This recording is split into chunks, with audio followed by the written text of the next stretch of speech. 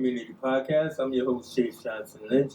And, the studio's looking new. It's looking colorful. I'm very bright and shiny. I got to tell you, I'm loving it. I'm loving it to death. And, fantastic that we have a great guest with us today. A different kind of guest that we normally talk to, but someone I thought you might be interested in and everything. And I'm here with Bobby Murdock. How you doing, Bobby? I'm doing well, mate. Thanks for having me on. No worries, Bobby. You came recommended. That's all good. But then also, too, is I didn't say Bobby Murdock comedian, which is what you are. But, Right. how many times do you get upset with people just identifying you that way? No, it doesn't bother me. All right. People just call me Bob or Bobby or whatever. Yeah. No. It's all good. It's all good. Bobby, as like I said, is a working comedian. He's going to tell us all about his company and crew called Who Dares Grins and everything like that. And but basically, just get to know Bobby. You've been doing comedy for, I believe you said, like around 15 years now. Haven't you? Yeah. So I started in 2010, and then probably went full time, sort of pro around 2016 when my daughter was born. Yeah. So yeah. But but like with most people, you had a real life. It's kind of like it was kind of like a life change because I believe you were in recruitment, weren't you? Yeah. So it was commercial recruitment that I was in the industrial sector. Yeah. I did it for many years. I was very good at it. Yeah. Lost my job during the recession and thought, right, let's go for a career change. But see, now, the reason why I brought that up because it was funny when well, maybe not, but it was a little bit. When you mentioned how, so you lost your job, and then you had just you were going on your honeymoon. Yeah, so I trying to convince your partner that, no, honey, no, don't worry, it'll be all good. Well, she was the one that got me into it. My wife got me into it. Yeah. So if it wasn't for my wife, I wouldn't be doing comedy. So when I lost my job, I was like, I've always fancied trying my hand at stand-up comedy. I think I can do it. And she went, right. She went, okay, I booked you in for the talent show at the Comedy Store. And I was like, what? What? And I was that's like, a keeper. That's a keeper.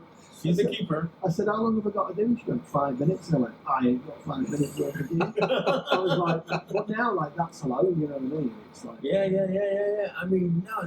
First of all, that's fantastic. With that kind of support, when you're down, you need a partner to keep you up and everything. Yeah. But when you talk about, you haven't got 5 minutes, what you actually do, which is one of my favorite forms of comedy, I'm pretty sure people agree with me, this is always on the real. Crowd work. Yeah, well, crowd work, banter. You call it banter. Yeah, it's weird really to call it work.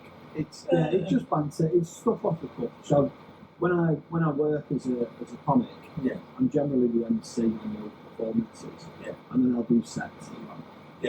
Sets as a comic is where you'll do a set routine. You know what you're going to do. It's very scripted. But when you're on the scene and you do crowd work or banter, it's all off the cuff. Now, I don't know how many people are familiar with crowd work, but this is really fantastic. You got Matt Rife, you got Phil Hanley, you got all these guys that are on YouTube and everything and doing it. It's kind of like you as a comic is got to scan the crowd, and we talked a little bit about this. Yeah. You're saying you're looking for jobs, relationships, and all that, and you got to hope that goes here. Yeah, but that's it. Sometimes it's something magic. Happen, and that's why audiences love it, and that's why it's been so popular on YouTube, and that's why it's been so popular on social media, because they can see something that just happens in the set. Organic. It works right there in the room. I had a guy that come up to the stage, and he was like, "Can I have the microphone?" And he was off his head. Okay. So I'm like, the good clip I put on there, I just slowly dissected him. Inside when he was happening, I was thinking, what the hell is this guy doing? What is he doing? So I just slowly dissected him. But some of the things that came out of my mouth. Yeah. Because I said, what's wrong with you? And he said, it's my birthday. I'm on drugs. And I was like, right. And he said, do you want a line of cocaine? And I went, no. I said, really not. And then I was just like, what's he on about, this guy? And I said, we had a kid in the 80s called Zammo that put a stop to that. So that came out of my mouth at that time. It was just totally off the cuff.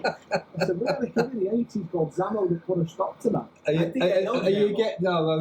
It's a very much UK reference to Grange Hill. Yeah. Oh, is it? Yeah. Thanks for explaining that, Phil. Honestly, it's one of them. And then And then also as well, he was quite short.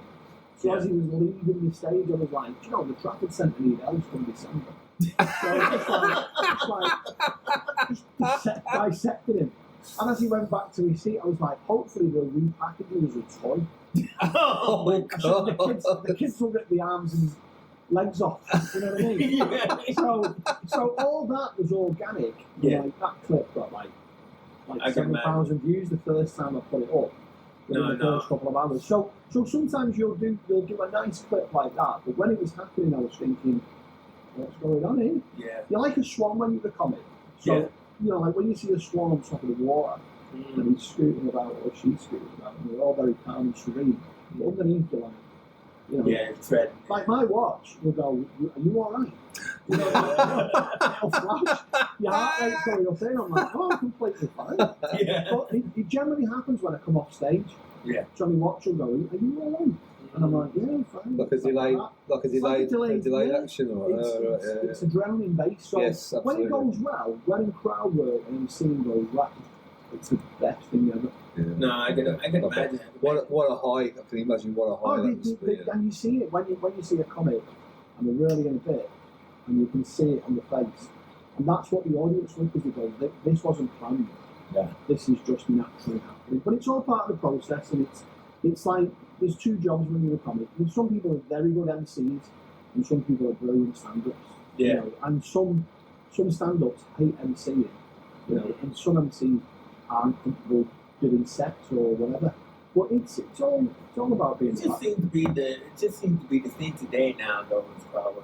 Yeah, I think like because you set up a lineup of comedians.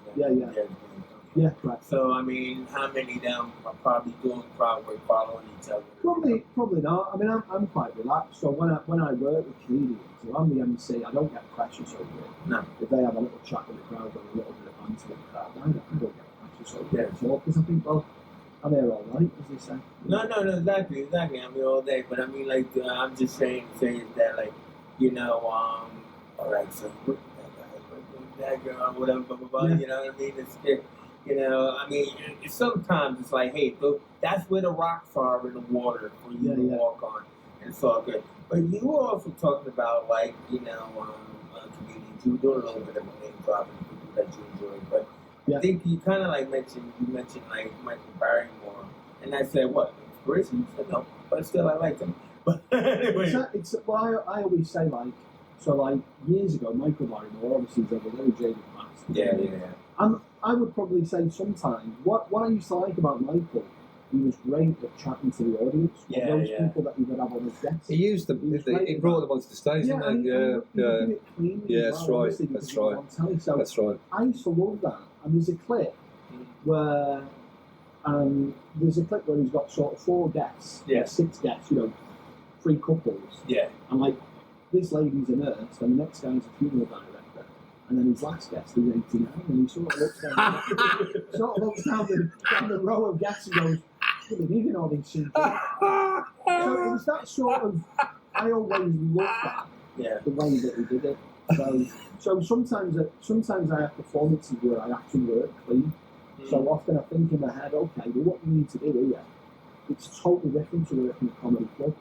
So like, you could do an afternoon performance where the venue might say, look, we want you to work clean, and I'm like, right, okay, Yeah. I can do that. I'm ready for that. So it's that's the gauge as you get better as a comedy. You go, well, I can work clean, and I can do it in Saturday. Yeah. You know what I mean? Or a Henry, or just a normal bunch of adults where anything goes, you know what I mean? No, definitely. It's different levels. I totally get it. I mean, so when you talking about like, or we talking about like personalities, whatever, you were trying to say that, like you in a group of people or with friends, you were kind of quiet. Probably because I'm observant. I'm watching what's going on. Yeah. I would say I'm quite observant. So if I'm out with my mates, I'm quite observant, but with close mates, I destroy them. I can imagine that. I mean, like, they'll be like, I don't know, Bobby Pete. There are nicknames we gave each other when we used to go on holiday. Oh, yeah, like what? And the stick. So years ago, I'm talking 2004, I went to Portugal with my mates to watch England. Yeah. And at the time I thought, I'll get some highlights of your hair. My hair was quite short and straight. And I thought, I'll get some highlights of your hair. Anyway, I went to the hairdresser and said, I want blonde tints in my hair. Yeah. And we went ginger. So every time a couple of my mates see me, they go, all right, Ginger. Yeah. Exactly. So they still call me Ginger, or they go, and one of the lads I called him the Major. And he was like the leader of the group, but he has like a little goatee. So when I see him, I go, morning, Major, and he'll go, morning, Ginger. So things like that. I totally understand you, because like I call Phil the cricket keeper, don't I? You do, yeah. No, he calls me not the grave digger. He used to be the grave digger, yeah, absolutely. Still the grave digger. Yeah, You can remember that. I'm cool with that, man. I'm cool with that. It's only because it's old, you see. And I'm usually the oldest one, in the business of young people and everything like that. So when Phil came along, it was perfect. Yeah, absolutely. The best day of his frigging life, that was, I tell you what. It was. So I would ask you, because obviously getting up and just stand up, like you already explained, on your story, whatever, and everything. I was going to say, what was your first gig, but you just said it was yeah, comedy story. But I mean, pretty much it's like once that took off. I mean, you remember you're out of a job now, so you just decided I'm gonna just make this go. Yeah, so I thought, well, how can I find your path? Yeah, absolutely. So I thought, well, how can I turn this into a business? So I was like, right, I'm going to set up my own company, and I'm going to put on comedy shows. So that's WhoDaresGrins.com, yeah. Great. Great work, man. So Great work. Love it. Love it. We called ourselves Who Dares Grins when we first started. And a guy came up to me in a bar and went, "I'm missing the trick here." And I went, "Why?" And he said, "You need to call it Who Dares Grins." And I went, "Oh." So the next day, I was like, website. So I got that box off. What a great story, though. Yeah. But just from a guy coming up to me in a bar and going, "You're missing a trick." Yeah. He said, "I like it, Who Dares Grins." When we're in a bar, we get called Lethal Weapon. Yeah, exactly. Yeah. That guy was drunk, but Rick Bunter, come on, we're in Liverpool, brother. So it's gone quite well. So last year, so 2024, I think it was, and the year before it was pretty much the same. I think it was 300 comedians that worked with us last year. Wow. And that's over 100 clients. And then I'd probably say the year before it was about 270 comedians. So we keep growing year on year on year. But we look after the comics. Because what I say, the nice thing about the comics coming to work for a comic, I look after them, I pay them well, I look after their interest when they're at the show. So they've got everything they need, they've got all the best equipment, they've got all the best equipment, best mics, best everything. And then when they do that show, you don't leave any excuses for them. I give them a nice venue, I give them a nice crowd, I always fill it out. Yeah. So it's good and it's nice, when they come and work for me and when I pay them, it's great. Well, I mean, what's great about it is you're going up and down north and southwest. I mean, you say you're going from Warrington to Cotswolds. Furthest gig I've got is Sunderland. My furthest gig south is Cotswolds. And then right across the northwest. Yeah. Into Wales. Now, but also too, is I was trying to ask you, most people come over here from Wilson and everything like that. So it's kind of nice. Say, so what you got coming up? You tried to give me a whole yearly schedule, a whole year's books. Brilliant. Amazing. Yeah, well, you can have better, you can have worse problems, right, Phil? Yeah, exactly. Exactly. So we've got shows now that are running from January 2025 till New Year's Eve. Yeah. 2020. Yeah. But I was saying, for the sake of us who have short-term memory, something coming up would be nice. Yeah, to know that, I come check out Bobby Murdock and Who Dares Grins. So we're going to be doing some performances with a legend. So right. You mentioned that. Yeah, go ahead. Yeah, Ricky Tomlinson. Oh, fantastic! Wow. So he's really great. He really is. Really excited to be working with him. Well, he's had such a varied career. Yeah. From sort of getting into the business at 45, which is quite late, of course. Yeah. And then, working still. He's done the Royal Family. He did, I think it was 51st State in Liverpool. Yeah. Samuel Jackson. That's right. Yeah. He's got such a great career. He was Mike Bassett. Yes, England manager. He was in Brookside. So we've got some I give out a shout out to my man Peterson Shade from the Tablets.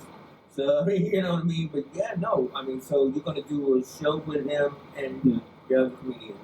So can you give us a date or a couple of dates? I can't remember the dates off the top of my head. See, that's what the problem is, Bobby. No. Well, I'm sure we're going to have Bobby's website up there. But yeah, there's so many shows booked in that we've got with him, and then so many shows everywhere. Yeah. What's the format, Bob? Is he going to do stand-up as well? Or? No, it's more of an evening with. Ah, so cool, humorous. Yeah. It'll be humorous. But Love it. obviously he's worked with the likes of Ken Dodd. Yeah. You know, he's sort of, he's a proper Liverpoolian. That's right. And even with Ricky Tomlinson will probably be him sitting in the chair like this. Yeah. he'll be sat in the chair, and he'll be talking to you. Like, it'll be hilarious. Exactly.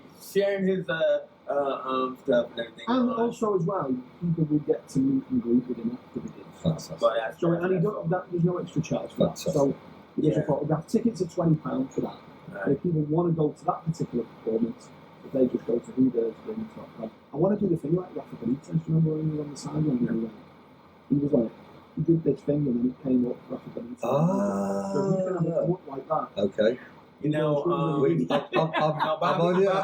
this is not that kind of show. This is what we call the Liverpool Community Podcast, which means it's free. Bobby's looking for special effects. You want 3D too, Bobby? I'll give you an AI generated. We've got the technology. We do have we can make it work. We do have the technology to put it up there, Bobby. So what we'll do it right now. Well, so when we ask people what's your socials, and then you say. So it's Bobby Murdock Comedian. They can find me on all the socials, Instagram, Facebook, all of that. Don't do Twitter anymore or X. So it's that one. Yeah. Just say on the socials. So everything else, Instagram, TikTok, Facebook. Just search Bobby Murdock Comedian. There's loads of clips on there.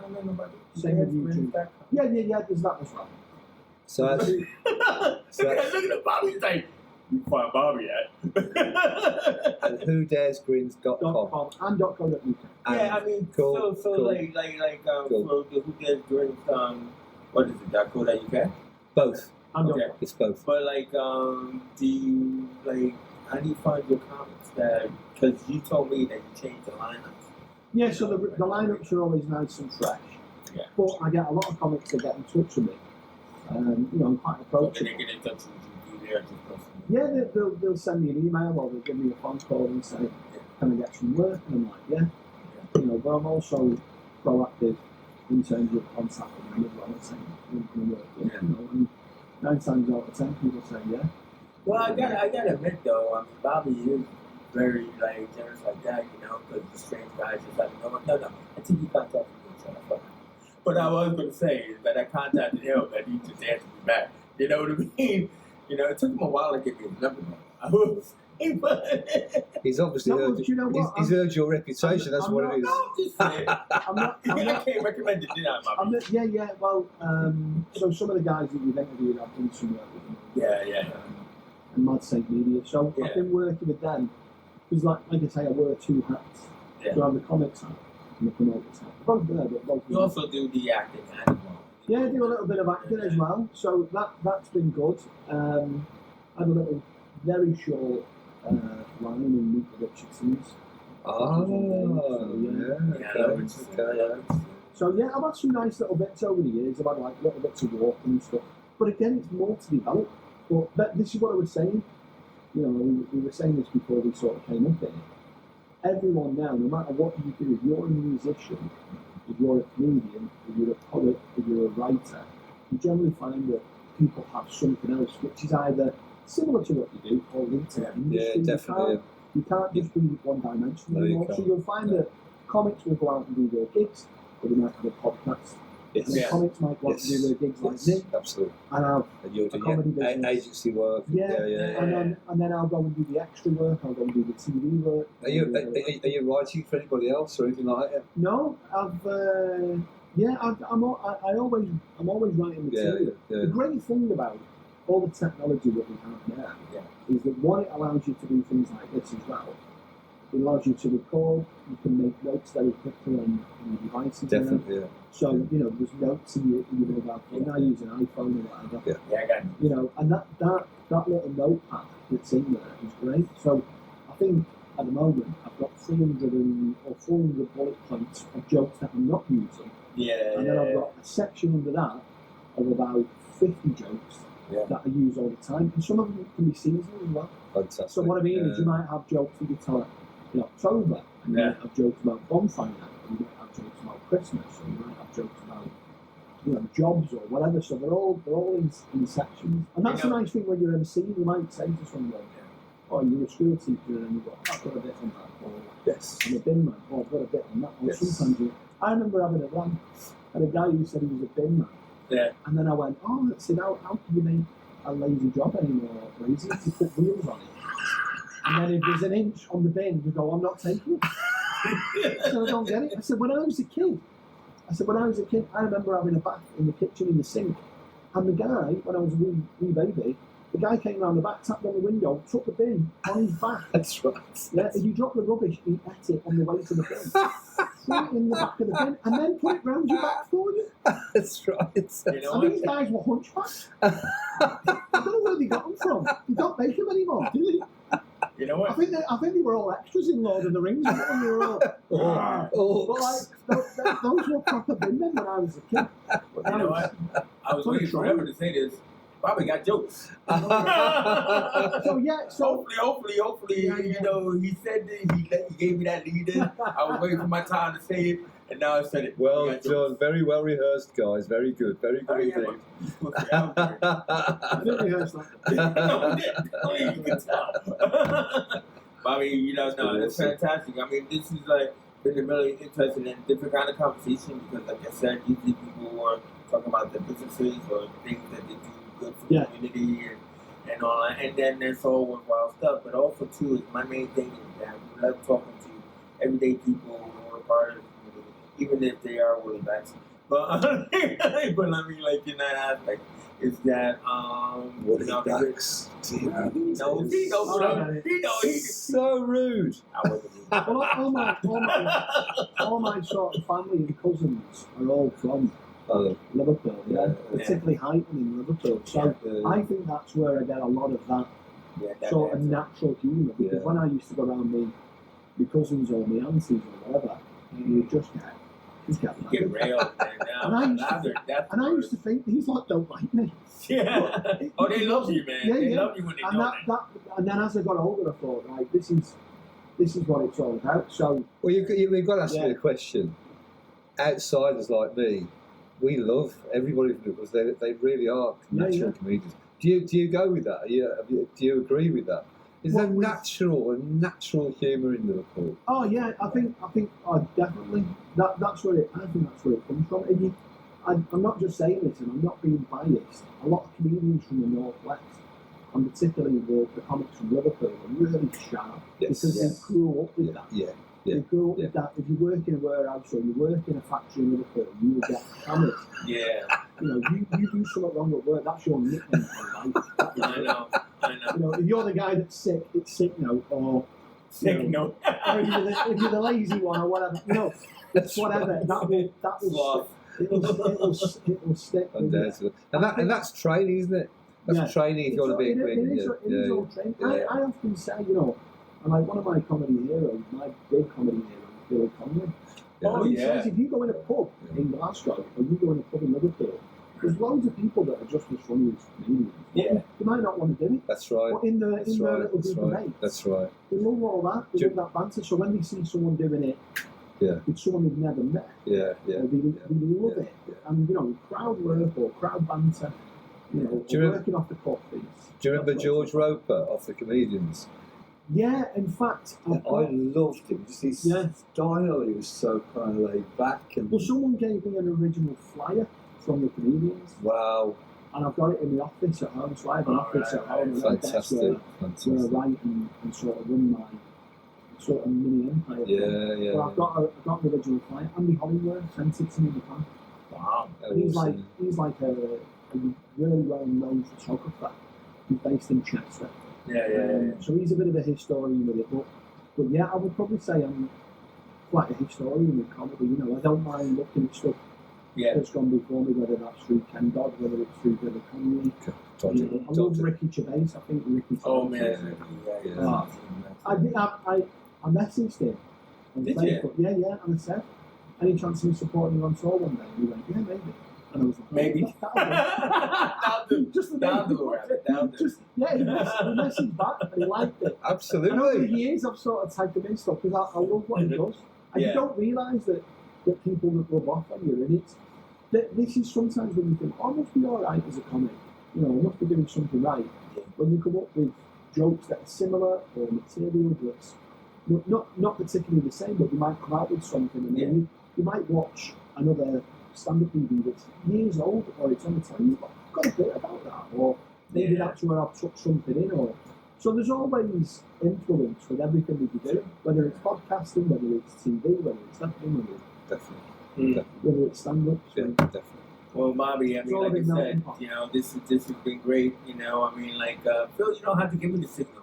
I gave it to myself like 5 minutes ago before you started talking to Bobby on camera and created a whole other conversation. Sorry, mate.